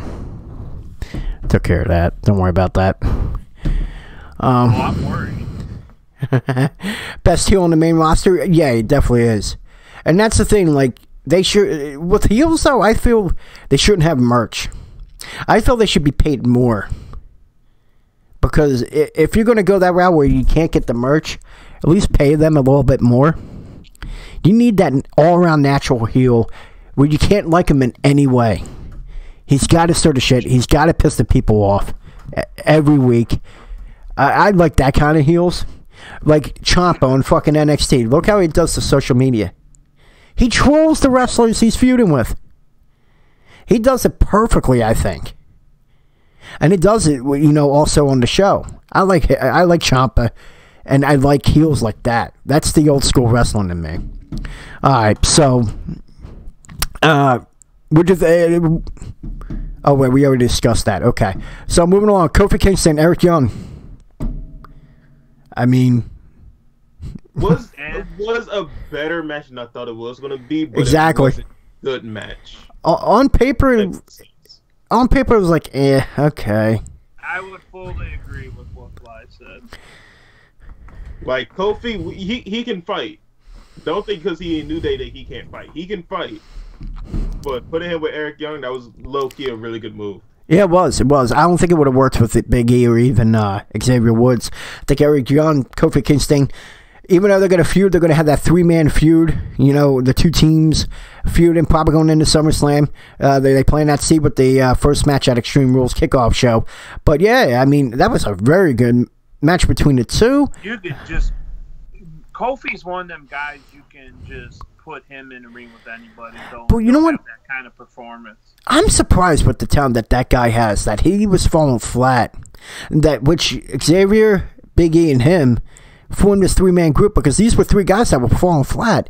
And lightning in a bottle. They struck gold with this whole New Day gimmick. But it is... They did, but it's time. It ran its course. I want to see Kofi from... Don't quote me on the year, but I want to say 2013 or 14. He had a feud with Randy Orton. I don't know if you guys remember 13. But that, when he dropped his fake Jamaican accent and he came out to cut a promo on Orton, he just started talking normal one day. Yeah. And Orton says to him, "Hey, I thought you were Jamaican," or some shit like that. And then they had a street fight. Yeah. That match was unfucking believable. I want a chance to see that Kofi again. That Kofi was the best Kofi. Yeah, Kofi and Randy was the best Kofi, yeah. And then the great one goes, New Day was money because then it was organically together. Yeah, I agree with you to that, but New Day, it saved those three guys. I mean, their career was pretty much almost... Like, if they didn't go with that New Day angle, they probably would have been eventually released. I don't know about Kofi, but the other two, I could have possibly seen them. Xavier Woods, I don't know about him. I mean, Xavier Woods. Up, down might not be what it is today because of this. Yeah, you're right there. Xavier Woods, I could have saw him going back to Impact, possibly Big E, but I think Kofi would have stuck around and probably still been here if it weren't for that New Day. But again, we're probably going to end up seeing it because they've been planting that seed for quite some time now, and it went back to Money in the Bank where you had Kofi go for that, the Money in the Bank match. Then you had Big E in that Gauntlet match. But it was funny because the one that was given that opportunity yet was Xavier Woods. Could he? And he has that mindset. He's the smart guy. Can he use that to turn it on them? I don't know. It would be interesting to see how they break that up. I do see that. I don't know if anyone in chat sees that. I don't know if you guys see that. I think we all kind of said that, but I can see them breaking up. I want to see it too. I think it's coming closer than we all think, and I'm ready for it.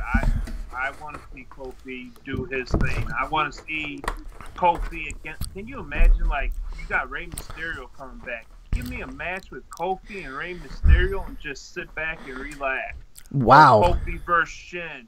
Yeah. Kofi versus AJ Styles. James Kofi Ellsworth. Miz. Kofi. Oh, shut up. Oh, my Lord. Shut the fuck up with Ellsworth. Ugh. Now, here's a pretty bold statement from Get 'em Jones. He says Xavier's the Seth Rollins of New Day. So you're saying he's like the Seth Rollins of the Shield? From that angle, yeah. Yeah, from that point, yeah. Yeah, okay. But the top wrestler in the group? Absolutely not. No, Kofi. Goes to Kofi. Really? Big E second. Oh, definitely. I think that would go without a shadow of a doubt. You know what? I can see... Call this crazy. I can see Big E a champion eventually. Yeah. Within 5 years, without a doubt. Maybe even sooner than 5. I would say 3, possibly. Dude, he's got the skill. He for a big guy, he can move. Yeah, I can see him. Kofi, as much as I love him, his glass ceiling is IC or US title. It just is what it is. Yeah. I can't imagine they would ever give him a world title run, but yeah. if you're just going from world champion point of view, then obviously Big E would be the top choice. Oh yeah, definitely.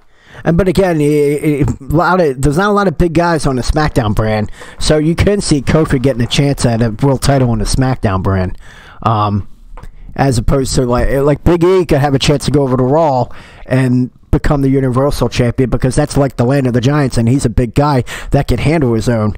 So I mean, it could be possible, but I mean, only time will tell. I guess we'll find out when that actually does happen. Would he be the type of dude that you would consider throwing in there in a qualifying match, kind of like Elias from Raw? Kofi would just be a guy to throw in for the fans, but you would pretty much know Kofi's not going to get that world title shot, kind of thing. Which is sad, because I think he would make a good champion, but yeah. It is what it is. Now, Great One says this in chat: Big E will replace Mark Henry soon as the dominant black. No one will replace Sexual Chocolate. Okay, again, this is a guy I put on a pedestal as one of my favorite wrestlers during the Attitude Era. For fuck's sakes, at a date, I played Sexual Chocolate theme music to a Fireplace video on a date. Yeah. Okay, that's. Heard this story. We heard this all the time. I love Mark Henry. He's one of my favorite wrestlers. Go fuck yourselves. Bicycle break, welcome. He got a poster of Mae Young and Sensual Chocolate. Yeah, no, it's Sexual Chocolate, Mae Young, and the hand that she gave birth to. That's what I have a poster of. All right, real quick before we go on to the main event, though. Now, you're seeing a lot of these three-man factions. You got Undisputed Era at NXT. You got New Day on the main roster along with Sanity. I mean, you're seeing all these three-man groups. It's starting to become, thanks for the follow, Bicycle Break. You're seeing all these groups forming, and they're three-man groups. Can you possibly see a six-man tag in the WWE sometime in the future? Or in the near future? No. Yeah. All right, there you go. You got a debate here. He says, yeah. They've been saying a six-man title is possible for the last probably 15, 20 years. It still hasn't But happened. they don't have the roster they have now compared to 15 years. Like, they had a big roster when they purchased WCW, but then now they have even more wrestlers now than it did back then. Yeah. Oh, hold on. If you want to talk about new titles, you can talk about those other new titles coming soon. Okay, yeah, we'll talk about that. We did want to open the show with that, but I guess we'll finish off the show with that. All right, so here we go. Main event, Nakamura, Hardy.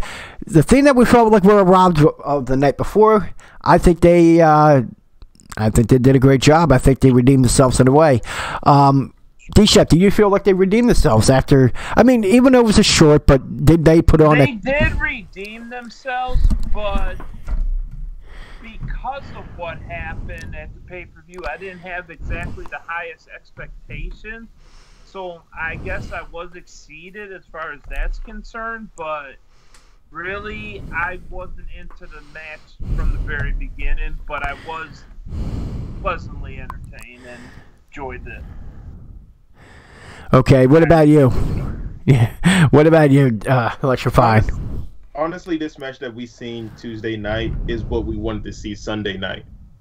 And I mean, not Sunday, Saturday night. Yeah, Sunday night. Yeah. And I believe that the match ended the best way it could have ended.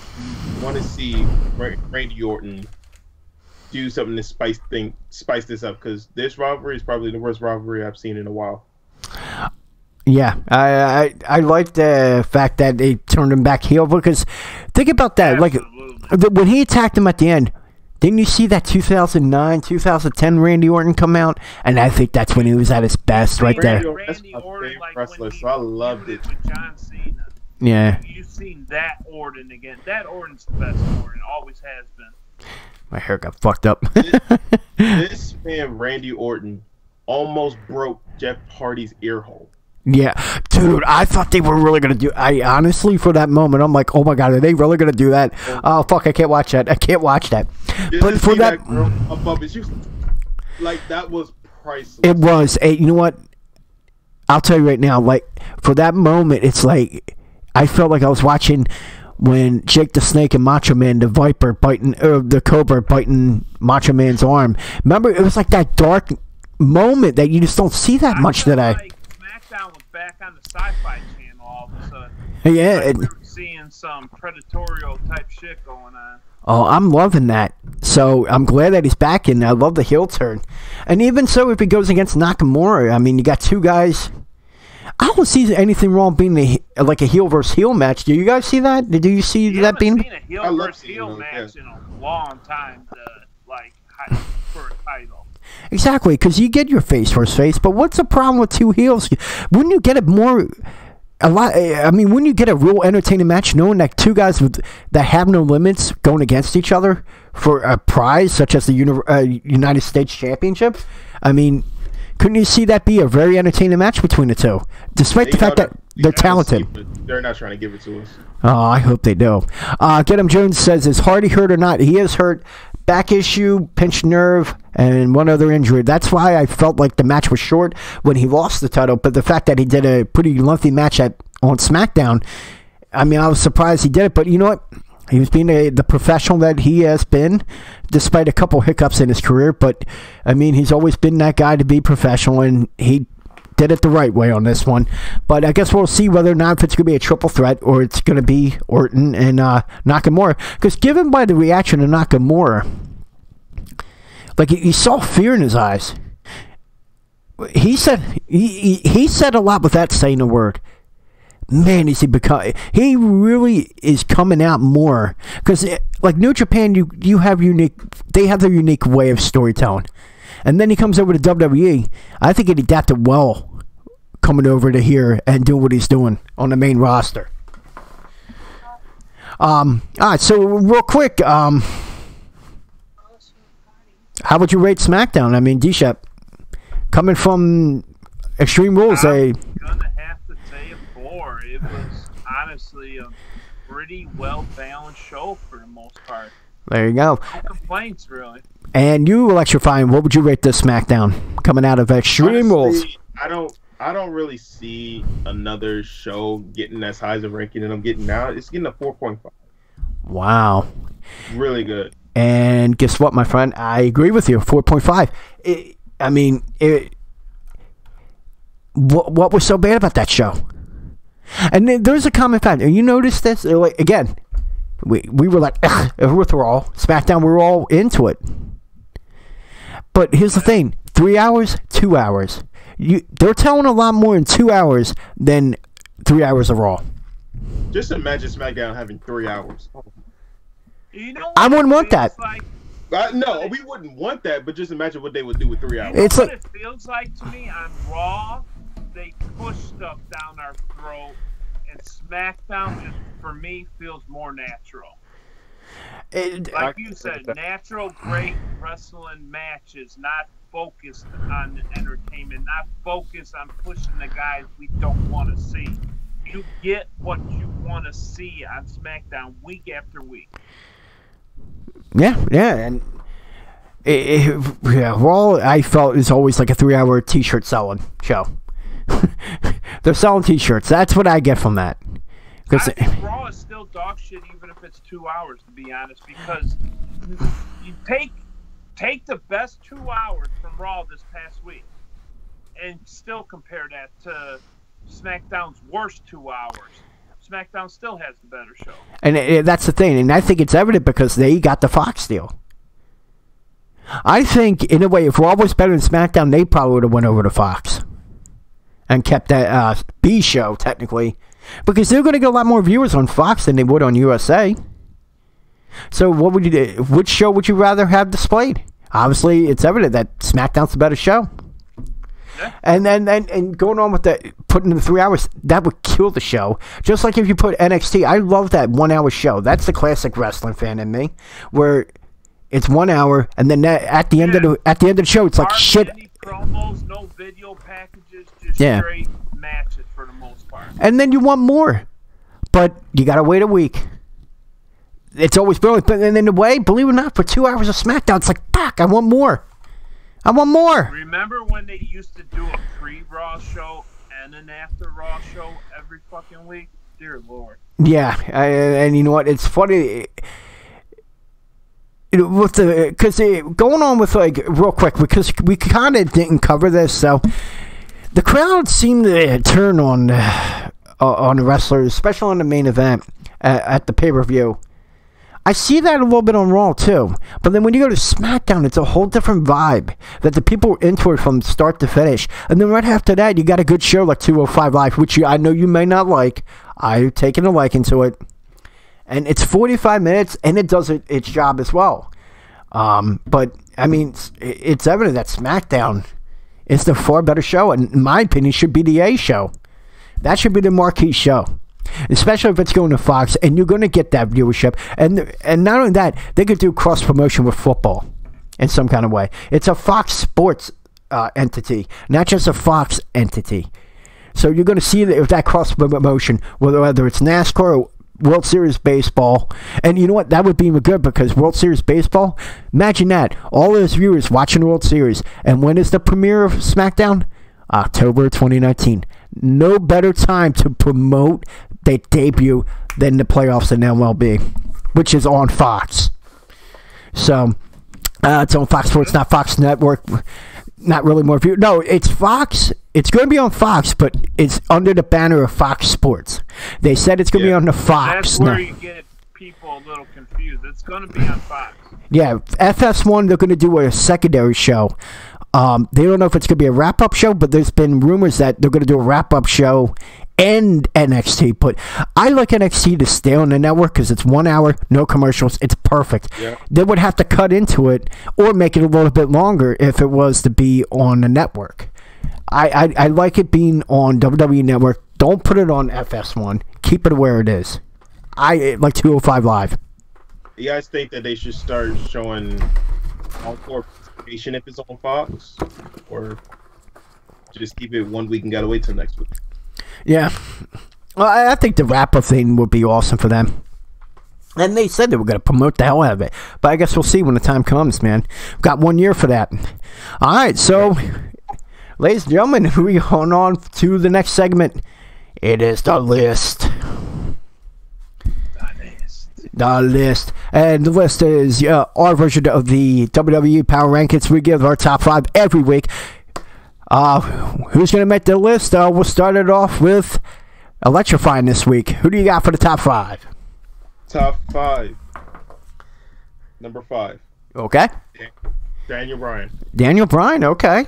Okay. Daniel Bryan will make the list because he is actually playing his part when it comes to the Daniel Bryan Miz rivalry that we already see is about to happen. I feel like he's really doing this part. Got to stray away from Kane. Got to start doing his own thing and start building up. He's the main man on the roster. He's doing a great job. Number 4, Rusev. Okay. I want to keep Rusev on the list. He was 3 last week. For the past 2 weeks, I'm going to bump him down because there's a little shake-up at top. Okay. Let it go. But Rusev definitely is not... He's nothing but up for him. He's doing a great job. Number 3, the B Team. Okay. That's all I'm going to say about that. Okay. Number 2, Alexa Bliss.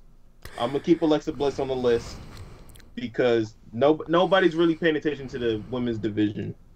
And she's definitely doing her thing. And soon as Ronda comes back, don't be shocked if I'm putting her on the list too. She's doing a great job being a shit stirrer. I will say that. As far as the women's side, I think she's doing her part big time. But go ahead, number 1. I'm sorry, didn't mean to cut you off. Number 1, because I'm just that biased person. All Randy right. Orton is number 1. Okay, well, I mean I agree with that one for the moment, but we'll see. Okay. All right, well, we got his 5. D-Shep, hit us with your list. Who made the list this week? First time B Team is not on the list this week. Wow. Just because I was very just disappointed by the last week. I got Ronda Rousey at 5. Not because it made sense logistically because of the suspension, but really between the 2 shows combined, who else arguably had a more impactful weekend than her? I mean, between Sunday and Monday. Great. And then I got Randy Orton at 5 or 4, sorry, excuse me. Just simply because this is the Randy Orton we've been missing. This is the monster heel persona we kind of needed. Whereas Shin's more of your in-betweener. And I say Shin is because I got Shin at number 3. Finally got the championship. Very happy about that. Yes. And then I got AJ Styles at number 2. Okay. The world champ, he had a great match on Sunday. He had another great match on Tuesday. Absolutely perfect. And at number 1, 2 weeks in a row, I got that man Bobby Lashley. All right. Simply because he's the only one in this world universal title feud that I really have any interest in right now. Same here. Okay. All right. Not bad list. All right. Here's mine. This is who makes my list this week. Number 5, B Team. Of course, I got to go with the B Team. Winning the tag champions. Like we discussed that when we were covering the pay-per-view. Pretty one-sided victory for them. That was a huge win over 2 world champions. Therefore, I got to put them on the list at number 5. Number 4, Shinsuke Nakamura, of course, winning his first singles title in quick fashion, but you know what? It was enough, especially had a good showing on Smackdown. Therefore, I put him at number 4. Number 3, Dolph Ziggler. I know he kind of got helped by McIntyre to retain the title. I felt he had a great match at Extreme Rules with the Iron Man match, along with he had a pretty decent match with Bobby Roode, got the win. I know it ain't the biggest name he got a win over, but he did get a win. He had a decent week, therefore he's number 3. Number 2, Bobby Lashley, getting 2 big victories over Roman Reigns, and again in the triple threat. They could go on for the next week Raw's number 1 contender match. 2 great matches for his personal, on his side. From him personally, he had 2 great matches. The one at the pay-per-view was kind of one-sided as far as how good it was.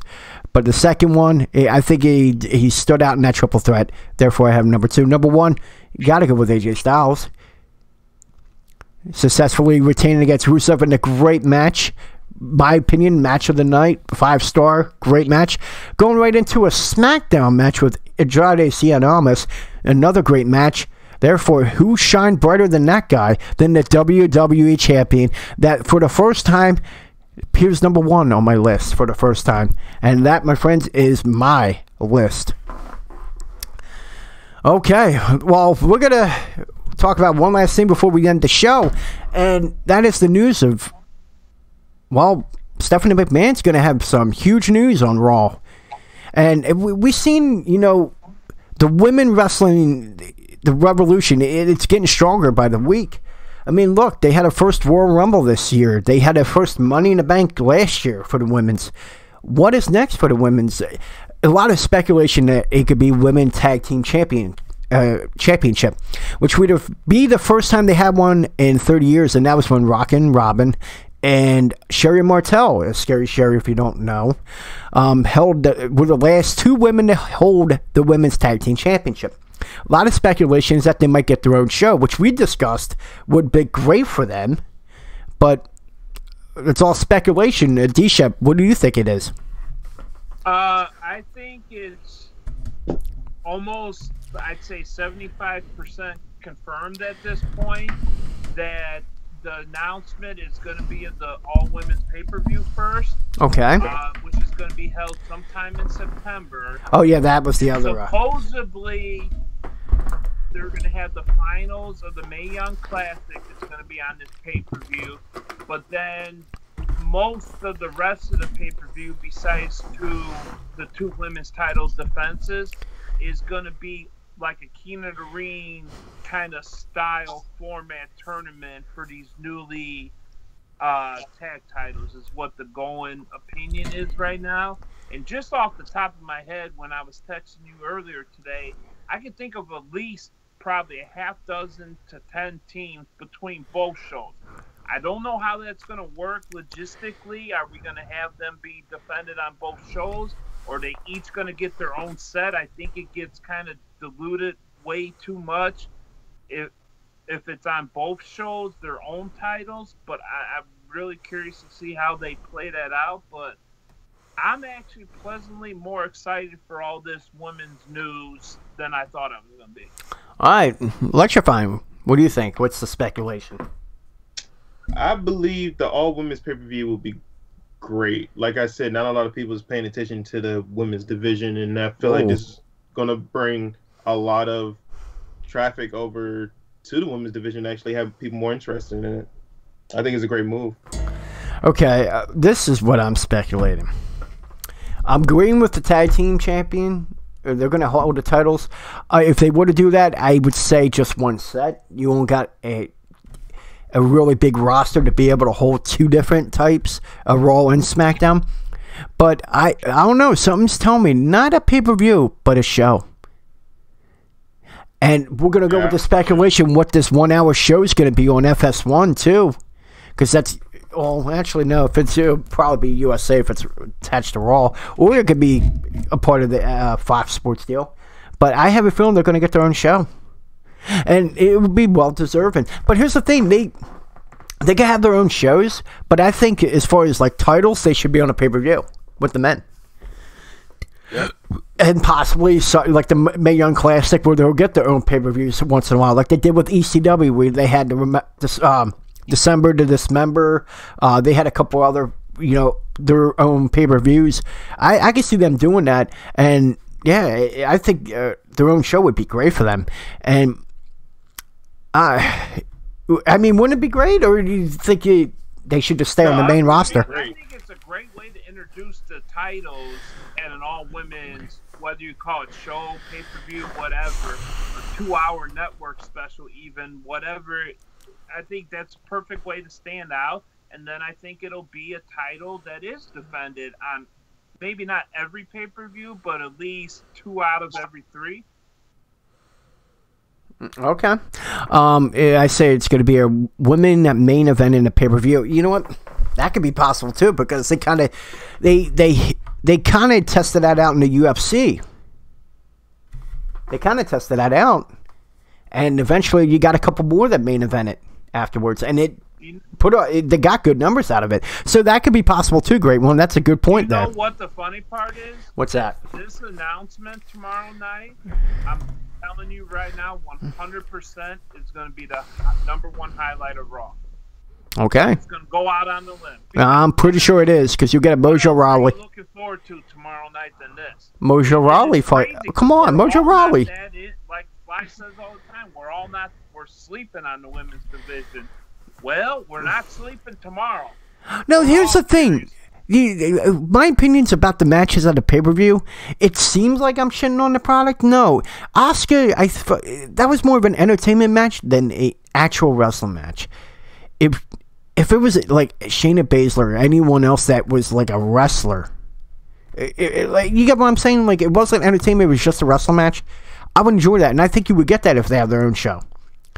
I would rather just have a once a year, maybe twice a year, just special event or pay-per-view, whatever, 2-hour show. Again, That's good enough for me. I don't need a weekly all-women show. Yeah, but 1 hour, how bad could that be? How can 1 hour be bad of their own show? I don't have no interest in seeing that. Okay, well, there might be others that be interested into it. Well, no, you asked me why I... Okay. I know, I'm just asking questions. I'm not giving you the shit like you... you're wrong. It would be too watered down for me. Okay, be too watered down. All right, well, I'm sorry. Electrifying was raising his hand. I'm sorry. Go ahead, sir. No, like, I would be interested in it. Like I said, not a lot of people will watch it. This is something for people to watch. Yeah, I think that at first it may not draw big numbers, but I think it would catch on. But again, this is purely speculation. I'm assuming it's probably going to be tag titles, and then, it's probably a women-only pay-per-view. And, of course, that they still are catching shit for that whole Greatest Royal Rumble thing. So giving them their own pay-per-view could probably end that little, powwow. Well, there'll be one man on that pay-per-view for sure, and that's James Ellsworth. Yeah. Who is your favorite WWE superstar? Me? Well, as of right now... Seth Rollins. All right, Seth Rollins for you. Me? I'm going to go with Miz. Complete package. Next to him would be AJ Styles. Now, if you want to go just purely wrestling AJ Styles, but if you want to add that, yeah. Do you remember how main event was first and now it's never talked about? Was that for... Wait a minute. Do you remember how main event... That's why I think the women thing would be better off as less attraction once in a while, not every week. Here's the thing: when they start doing this women's thing, I don't want them to completely take it off of Raw and SmackDown like I really think they're about to do. I don't know. Again, it's purely speculation. A lot of people think it's a women's pay-per-view and then introduction for the tag team titles. I think that no matter what, they're going to get tag team titles. They need something else. You got 2 women's champions and the women's roster is just getting bigger. Because think of it this way. 5 years ago, if you're a woman in the indie scene, you're pretty much at a dead end. There wasn't much to be offered. Now, look at it 5 years later. There's a lot of opportunities, especially not only Ring of Honor, also you could see an Impact, but the big dog is obviously WWE. So there's more opportunities. This women's revolution is a big thing for them, and yeah, there's a lot more opportunities than there was 5 years ago. So I guess the only way we could see what they're going to go with is Monday night by watching, which we all are going to. I definitely am. It is Raw. Real quick, is anyone interested in Slammiversary? Is anyone going to be catching that tomorrow night? Well, tonight, technically. Nah, D-Shep's already gone now. Okay, I got to say this. Now, we're going to be doing a show on this very channel based on Ring of Honor and Impact. I think it would be great to group them two together. And maybe eventually we could break them off into individual shows, but time being, we're going to give it a month, and then we're going to start a show. And then if you have a name, I mean, shoot us at wrestling_go. Actually, you got the Twitter handles right there. MadGriff86, Underdog Fly, D-Shep 1979. Yeah, I'll tell you, we want to do a show covering that.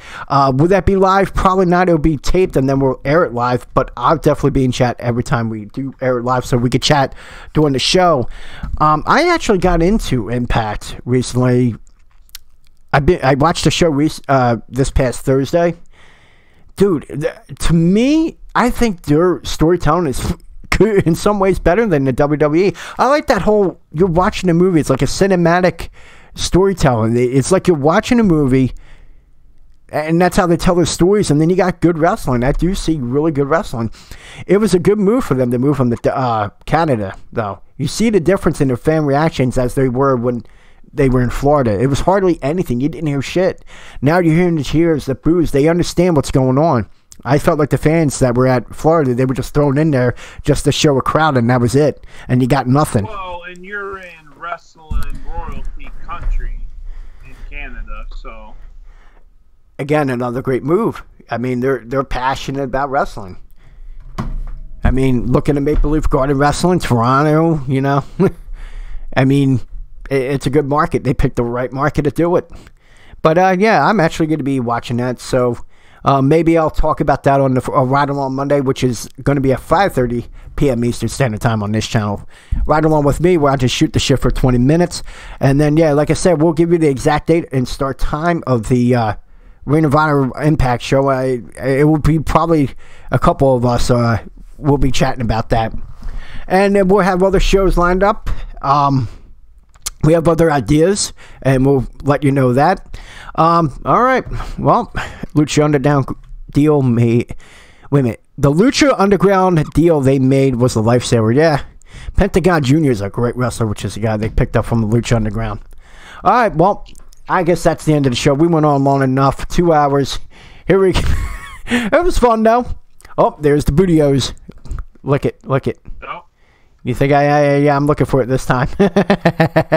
Yeah, I didn't catch that last week. All right, well, it was a great show. Let's put on. Oh, by the way, make sure you follow us. He is D-Shep1979 X. He is Underdog Fly, and I am Wrestling _Go. And then, of course, MadGriff, that couldn't attend tonight. He is MadGriff86. Again, folks, thank you so much for joining us, and we'll see you next Saturday night for the Go Home Wrestling Show. And I will see you personally Monday at 5:30. Make sure you tune in. Later, everyone.